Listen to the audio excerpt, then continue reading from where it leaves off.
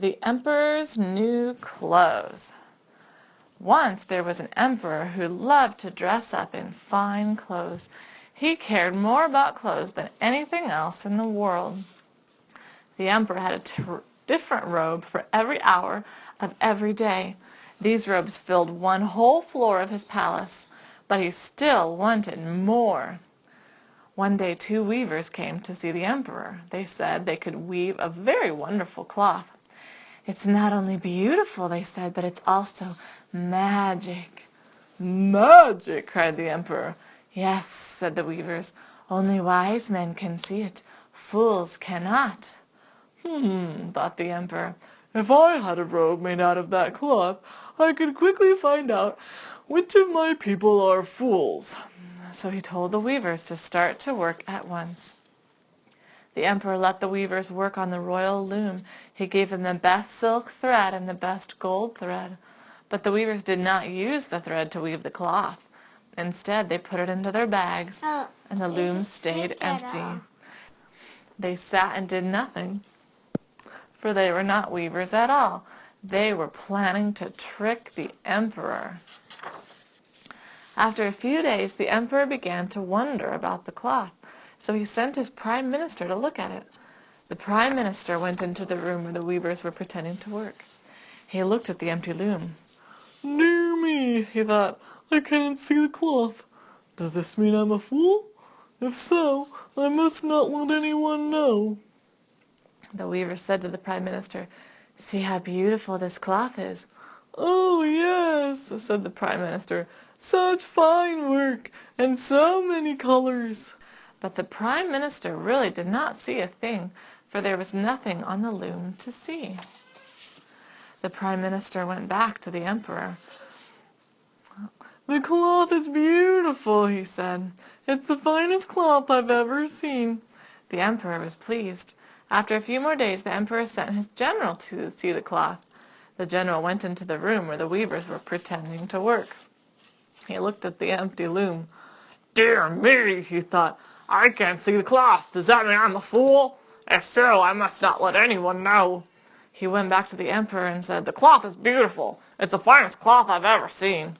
The emperor was pleased. "I'll have to see that wonderful cloth for myself," he said. The emperor went to the room where the weavers were pretending to work. He took his prime minister and his general with him. "Isn't the cloth beautiful?" said the prime minister. "Look at all the colors," said the general. But they were just pretending to see the cloth. The emperor looked and looked at the loom. "I can't see the cloth," he thought. "Does this mean I'm a fool? If so, I must not let anyone know." So he said, "The cloth is more beautiful than any I've ever seen. You must make me some clothes at once. I will wear them in the next parade." "Very good, your Royal Highness. Let us measure you." The emperor took off his robe. The weavers took out their measuring tapes. All done. 32 inches here," said one weaver, 17 inches there, and the weavers pretended to take the cloth off the loom. "Your Royal Highness, would you like the cloth to hang this way?" "Oh, yes," said the emperor, "that's fine." "Do you like the robe this short?" "No, no, make it a little longer. Yes, that's perfect." The emperor was so pleased that he gave the weavers 20 bags of gold. "If I like the finished clothes," he said, "I will give you 20 more bags of gold." The weavers smiled. Now the weavers pretended to work harder than ever. They stayed up all night cutting and sewing. Finally they said, "The emperor's new clothes are ready." On the day of the parade the weavers came to the emperor's room. They held out their empty arms. "Here are the new clothes," they said. "They are as light as air." "Beautiful," said the emperor.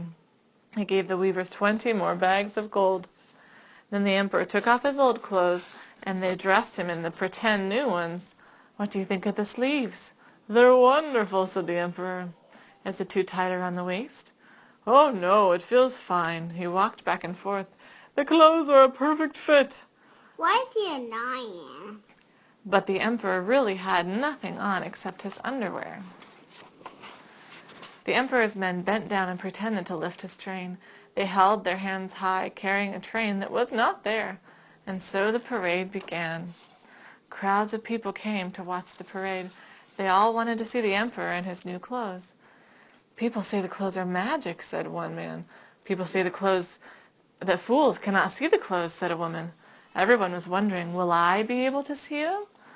At last the emperor marched out of the palace. All the people cried, "Oh, how wonderful the emperor's new clothes are! What pretty colors! What a perfect fit!"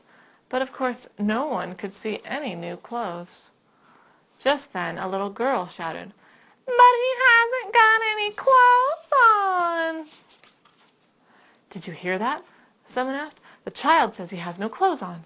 "She's right! The emperor is in his underwear!" "The emperor has no clothes on," the people began to shout. "He's wearing his underwear!" The poor emperor heard them, and suddenly he knew they were right. He was the fool.